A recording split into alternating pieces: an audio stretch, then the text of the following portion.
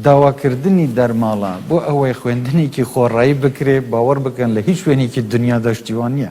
لێکەوتەی وتەکانی مەسرور بارزانی سەرۆکی حکوومەتی هەرێمی کوردستان لەبارەی دەرماڵی خوێندنی قوتابیانی زانکۆ تا دێت زیاتر دەبن و وەڵامەکانیش بە ئاڕاستەی بە ناڕاست نیشاندانی قسەکانی زیاتر دەبن کەوتی دەرماڵە بۆ خوێندنی خۆڕایی لە هیچ شوێنێکی دنیادا نییە.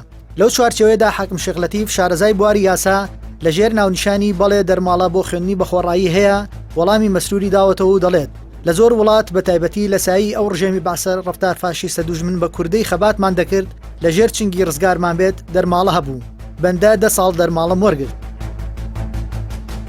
سۆران عومەر پاڵێوراوی سەرکەوتوی هەڵبژاردننی پەرلەمانی عێراق لەسەر لیستی کۆمەڵ وەڵامێکی بۆ سەرۆکی حکوومەت نووسیوە و باس لەوە دەکات خوێندن لە سوید چۆنە. زانیاریەکانیشی لە قوتابیەکی کۆلێژی پزیشکی ددان لە سوید مالمۆ وەرگرتووە. لەو بارەیەوە دەڵێت لە سوید هەموو 24 مانگێک بڕی $350 دەچێتە سەر هەژماری بانکیەکەی بۆیشی هەیە مانگی $600 وەک قەرز وەربگرێت. سۆران عومەر وردەکاری زیاتر دەخاتە ڕوو بەوەی هەر منداڵێک لە سوید لە ڕۆژی لەدایکبوونیەوە تاکو و تەواوکردنی خوێندنی ئامادەیی مانگانە 1500 بۆ 2000 کرۆن کە دەکاتە 150 بۆ $200 دەچێتە سەر هەژمار بانکیەکەی. گرنگ نییە دایک و باوکی کاریان هەیە یاننا هەژارن یان سەرمایەدار تەنها بۆ مەرجەی بخوێنێت تەنانەت ئاماژە بەوە دەکات کە شارەوانی کرێی هاتووی قوتابیان دابین دەکات. وشیار عەبدوڵڵا پەرلەمانتاری پێشووی عێراقیش وەڵام دەداتەوە و دەنووسێت نمونەی حکوومەتی وەک ئێوە لەکوێی دنیا هەیە؟ ئەی لە هیچ شوێنێکی دنیا هەیە حکوومەتێک بەخۆی بڵێ حکوومەت و یاسای بودجەی نەبێ؟ ئەی لەکوێی دیکەی دنیا نزیکەی لە 170 داهاتی نەوتی و نانەوتی دەدزرێ؟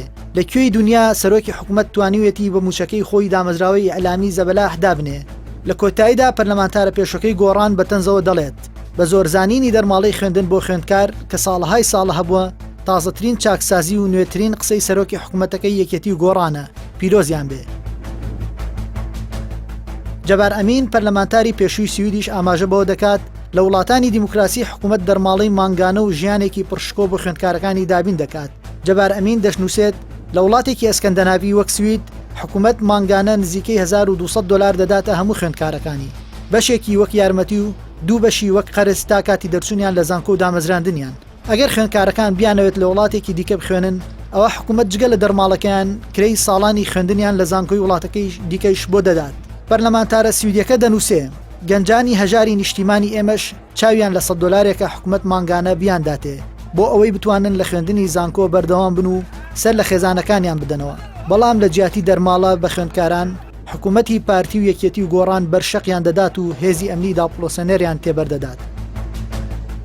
پێشبینی دەکرێت جگە لە کاردانەوەی زیاتری شارەزایان لە ڕۆژانی داهاتوودا قوتابیانی زانکۆ بەکردەوە وەڵامی وتەکانی سەرۆکی حکوومەت بدەنەوە و بۆ ناڕەزایەتی لە بڕینی دەرماڵی خوێندن بڕژێنەوە سەر شەقامەکان.